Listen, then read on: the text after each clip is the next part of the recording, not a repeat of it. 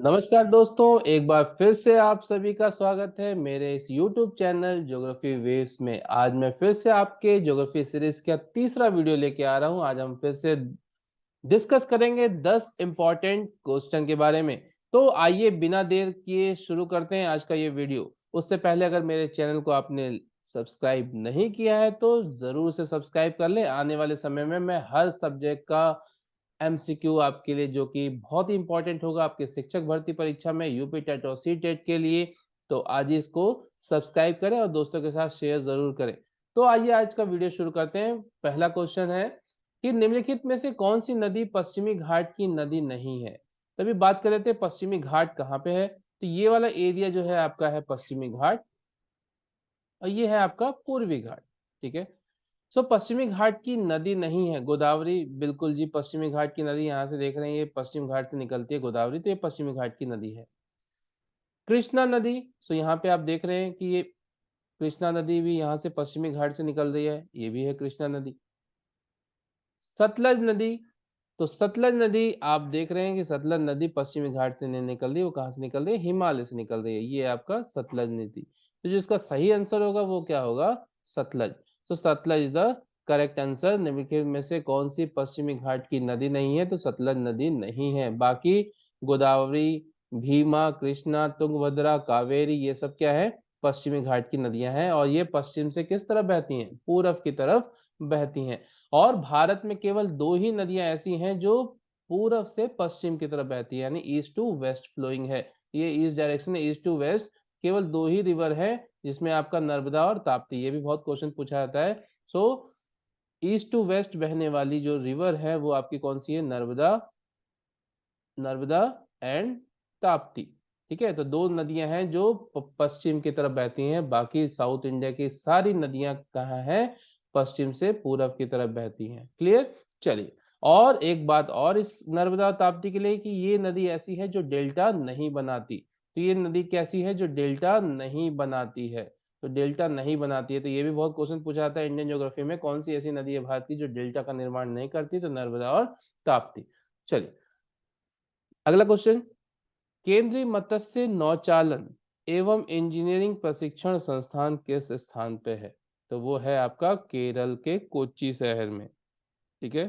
केरल के कोच्चि शहर में ये स्थान है आपका केंद्रीय मत्स्य नौचालन एवं इंजीनियरिंग प्रशिक्षण संस्थान। आइए अगला प्रश्न देखते हैं। भारत में कॉफी का सर्वाधिक उत्पादन किस राज्य द्वारा किया जाता है। तो कॉफी का सर्वाधिक उत्पादन किसके द्वारा किया जाता है जी, कर्नाटक के द्वारा। ठीक है। तो कर्नाटक के द्वारा कॉफी का सर्वाधिक उत्पादन किया जाता है। अब बात कर लेते हैं चाय की। तो चाय और कॉफी दो पेय पदार्थ हैं। तो चाय का जो सर्वाधिक उत्पादन है वो कहाँ पे है, असम राज्य में है। कहाँ पे, असम में है चाय का। और कॉफी के लिए क्या है, कर्नाटक है। ठीक है। तो 54% हिस्सेदारी कर्नाटक में है कॉफी की। चलिए अगला प्रश्न देख लेते हैं। कृष्णा नदी निम्नलिखित में से किन राज्यों से होकर गुजरती है। अब फिर से एक बार मैप देख लें कि कृष्णा नदी है कहाँ। तो कृष्णा नदी पश्चिमी घाट की नदी है जो यहाँ महाराष्ट्र के महाबलेश्वर से निकल के, ठीक है, और कहाँ से, कर्नाटक होते हुए, आंध्र प्रदेश होते हुए बे ऑफ बंगाल में मिल जाती है। ठीक है। तो किन स्टेट से हुई, महाराष्ट्र, कर्नाटक और आंध्र प्रदेश। सो महाराष्ट्र, कर्नाटक और Andhra Pradesh is the correct answer. Krishna नदी निम्नलिखित में से किन राज्यों से होकर गुजरती है, तो महाराष्ट्र, कर्नाटक और आंध्र प्रदेश। और कृष्णा की जो मुख्य सहायक नदी है, दो मुख्य सहायक नदियां हैं जो हमेशा एग्जाम में पूछा जाता है। कृष्णा नदी की दो सहायक नदियां, है ना, कृष्णा नदी की दो सहायक नदी, सहायक नदी। ठीक है। तो सहायक नदी कौन सी है, जो सबसे मेन है आपकी भीमा। भीमा नदी बहुत पूछा जाता है एग्जाम में कि भीमा नदी किसकी सहायक नदी है, तो कृष्णा नदी की। और एक है तुंगभद्रा, तुंगभद्रा। तो तुंगभद्रा भी किसकी सहायक नदी है, कृष्णा नदी की। तो एक प्रश्न से हमने तीन तीन प्रश्न कर लिए। अब अगला प्रश्न देखते हैं। निम्नलिखित में से अंटार्कटिका में भारत के अनुसंधान स्टेशन का नाम क्या है। तो अंटार्कटिका क्या है जी, अंटार्कटिका एक कंटिनेंट है। तो अंटार्कटिका ऐसा कंटिनेंट है जहां पे लाइफ पॉसिबल नहीं है। अगर कंटिनेंट की बात करें ठीक है, तो कंटिनेंट की बात करें तो कितने हैं, टोटल कंटिनेंट कितने हैं, सेवन, सेवन कंटिनेंट्स हैं आपके ठीक है, हिंदी में इसको बोलते हैं महाद्वीप। तो 7 महाद्वीप है, ठीक है, जिनमें जो सबसे बड़ा है वो एशिया, ठीक है, जनसंख्या के हिसाब से और एरिया के हिसाब से सबसे बड़ा है। अंटार्कटिका एक ऐसा महाद्वीप है जहां पे लाइफ पॉसिबल नहीं है। वो साउथ पोल के आसपास का जो एरिया है, साउथ पोल के आसपास, उसको बोलते हैं अंटार्कटिका, ठीक है, अंटार्कटिका, अंटार्कटिका बोलते हैं। और यहाँ पे एक्सट्रीम कोल्ड है, एक्सट्रीम कोल्ड, बहुत ज्यादा ठंडी पड़ती है, तो यहाँ पे नॉर्मल लाइफ पॉसिबल नहीं है।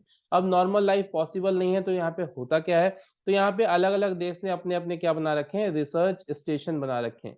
क्या बना रखे हैं? रिसर्च स्टेशन, अनुसंधान केंद्र बना रखे हैं। तो भारत का भी अनुसंधान केंद्र है। तो निम्नलिखित में से अंटार्कटिका में भारत के अनुसंधान स्टेशन का क्या नाम है? यहाँ यहाँ पे साइंटिस्ट रह के रिसर्च करते हैं उस जगह के बारे में, ठीक है। तो अनुसंधान स्टेशन का नाम क्या है? तो अनुसंधान स्टेशन का नाम है दक्षिण गंगोत्री और मैत्री, दो स्टेशन है अनुसंधान स्टेशन अंटार्कटिका में, दक्षिण गंगोत्री व मैत्री, ठीक है, दक्षिण गंगोत्री व मैत्री। तो यहाँ पे भी ऑप्शन है दक्षिण गंगोत्री व मैत्री, लेकिन इसके साथ क्या जुड़ा हुआ है? हिमाद्री। तो आपके जानकारी के लिए बता दें, जो हिमाद्री है वो भी अनुसंधान स्टेशन है, लेकिन ये अनुसंधान स्टेशन कहाँ का है? आर्कटिक। कहाँ का है? आर्कटिक का, आर्कटिक महासागर, ठीक है। तो आर्कटिक जो नॉर्थ पोल के पास है, वहां का ये अनुसंधान केंद्र है हिमाद्री, ठीक है। तो इसका जो सही जवाब होगा ऑप्शन नंबर बी, दक्षिण गंगोत्री व मैत्री है। चल, अगला प्रश्न देखते हैं। निम्नलिखित में से किन उत्तर पूर्वी राज्यों से कर्क रेखा गुजरती है? अब कर्क रेखा होती क्या है भाई, सबसे पहले बात कर लेते हैं। तो कर्क रेखा है, ठीक है, तो ये है आपकी इक्वेटर, 0 डिग्री इक्वेटर, और उसके ऊपर है 23.5 डिग्री, 23.5 डिग्री नॉर्थ, यह है कर्क रेखा, ट्रॉपिक ऑफ कैंसर, कर्क रेखा, ठीक है। तो कर्क रेखा क्या है? भारत के बीचों बीच से गुजरती है। भारत के कहां से गुजरती है जी? बीचों बीच से गुजरती है, ठीक है। तो भारत के बीचों बीच से ये कर्क रेखा आपके गुजरती है।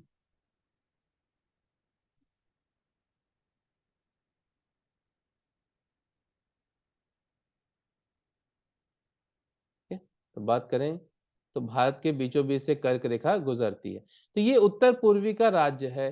तो उत्तर पूर्वी राज्यों से कर्क रेखा गुजरती है। कौन सा उत्तर पूर्वी का राज्य? तो यहाँ पे दो उत्तर पूर्वी राज्य हैं जहां से कर्क रेखा गुजरती है। तो सबसे पहले हम बात कर लेते हैं कर्क रेखा कितने राज्यों से गुजरती है। ये भी प्रश्न बहुत पूछा जाता है कॉम्पिटिटिव एग्जाम में।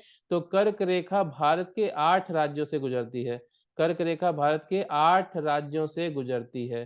कितने राज्यों से गुजरती है? 8 राज्यों से गुजरती है। कौन कौन से 8 राज्य हैं? तो सबसे पहला है आपका गुजरात। कौन सा है सबसे पहला? Gujarat. Second Rajasthan. Third Madhya Pradesh. Fourth Chhattisgarh.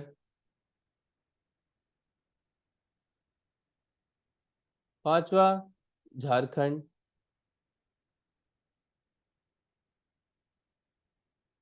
Waste Bengal. Seven Tripura. और 8 मिजोरम।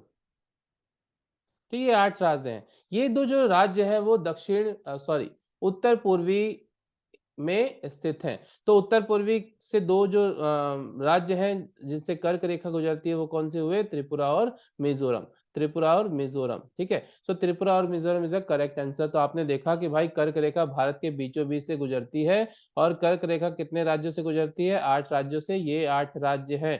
तो एग्जाम में हमेशा इन राज्यों के बारे में भी पूछा जाता है, कितने राज्यों से ये गुजरती है और किन से नहीं गुजरती। ऐसा भी प्रश्न आ जाता है कि निम्नलिखित में से किन राज्य से कर्क रेखा नहीं गुजरती है। तो कंफ्यूजन के लिए 3 ऑप्शन तो सही मिलेंगे, एक ऑप्शन सही आपको नहीं मिलेगा। तो देखा आपने फुल डिस्क्रिप्शन के साथ ये पूरा का पूरा प्रश्न कर लिया है। अभी तक आपने मेरे चैनल को लाइक और सब्सक्राइब नहीं किया है तो डेफिनेटली इसको लाइक और सब्सक्राइब कर दें, इट्स अ रिक्वेस्ट। और डेफिनेटली आपको बहुत फायदा होने वाला है। नेक्स्ट इज ठीक है, तो यहाँ पे आप देख सकते हैं कि मैप की हेल्प से भी हम दिखा दें कि ये है आपकी कर्क रेखा यहाँ से गुजरती है। ठीक है, और ये कर्क रेखा, ये जो यहाँ पे जो दो स्टेट हैं, ये त्रिपुरा और मिजोरम, तो त्रिपुरा और मिजोरम से ये चीज गुजरती है। चलिए, क्षेत्रफल और जनसंख्या के आधार पर भारत के सबसे छोटे राज्य कौन से हैं? क्षेत्रफल और जनसंख्या के आधार पर भारत के सबसे छोटे राज्य हैं गोवा और सिक्किम। गोवा और सिक्किम सबसे छोटे राज्य हैं क्षेत्रफल और जनसंख्या के आधार पर। अगला प्रश्न देख लेते हैं, निम्नलिखित में से गलत जोड़े को चुनिए। गलत जोड़े को चुनिए, यहाँ पे जोड़ा दिया हुआ है, जगह के साथ नदी का नाम दिया हुआ है। तो पहला है आपका जबलपुर। जबलपुर किस नदी के किनारे है जी? नर्मदा नदी के किनारे, बिल्कुल सही है। दूसरा सूरत। सूरत जो है वो कौन सी नदी किनारे? ताप्ती नदी किनारे, ये भी सही है। बद्रीनाथ, ठीक है, बद्रीनाथ कौन सी नदी किनारे है? ये भी सही है, Alaknanda. This is the right answer. तो तीनों के तीनों ही क्या है? सही जवाब है। तो option number D is correct, सभी विकल्प सही हैं, कोई भी गलत जोड़ा इसमें से नहीं है। चलिए, अगला प्रश्न देखते हैं, निम्नलिखित में से सर्वाधिक रबड़ किस राज्य में उत्पादित होता है? सर्वाधिक रबड़ किस राज्य में उत्पादित होता है? तो निम्नलिखित में से सर्वाधिक रबड़ किस राज्य में उत्पादित होता है? तो रबड़ के लिए जो सबसे ज्यादा उत्पादित राज्य है वो है केरल। तो केरल में सर्वाधिक रबड़ उत्पादित होता है। ठीक है, और भारत की जो पोजीशन है वो क्या है? विश्व में थर्ड पोजीशन है, तीसरा स्थान है किसका? भारत का। तो भारत का रबड़ क्षेत्र, रबड़ उत्पादन क्षेत्र में कौन सा स्थान है? तीसरा। और भारत में किस राज्य में सबसे ज्यादा होता है? तो वो है केरल। चलिए, अगला प्रश्न, निम्नलिखित में से गंगा की कौन सी एकमात्र सहायक नदी है जो पहाड़ी क्षेत्र के बजाय मैदानी क्षेत्र से उतरती है, उत्पन्न होती है? तो गंडक, ये तो भाई हिमालय से उत्पन्न होती है। गोमती, तो यही एक ऐसी नदी है जो कहाँ से उत्पन्न होती है? गोमती ताल से। कहाँ से होती है? गोमती ताल से। तो ये पहाड़ी क्षेत्र से नहीं होती, जबकि ये कहाँ से होती है? पीलीभीत में, पीलीभीत स्थान है यूपी में, ठीक है, वहां से गोमती ताल से ये निकलती है। और इसकी कुल लंबाई है 900 किलोमीटर। और ये कहाँ पे आके मिल जाती है? गाजीपुर जिले के सैदपुर नामक स्थान पे। गंगा में आ जाती है गाजीपुर जिले के सैदपुर नामक स्थान पे, ये आके मिल जाती है। कौन सी? गोमती। और गोमती के किनारे कौन सा मुख्य शहर बसा हुआ है? तो लखनऊ। तो ये भी बहुत पूछा जाता है, लखनऊ शहर किस नदी किनारे बसा हुआ है? तो जी गोमती नदी किनारे बसा हुआ है। तो ये थे आज के हमारे 10 प्रश्न। होप आपको सारे के सारे प्रश्न अच्छे से समझ में आ गए होंगे। अगर अच्छे से समझ में आए हैं तो वीडियो को लाइक करना और सब्सक्राइब करना ना भूलें। धन्यवाद, मिलते हैं नेक्स्ट वीडियो।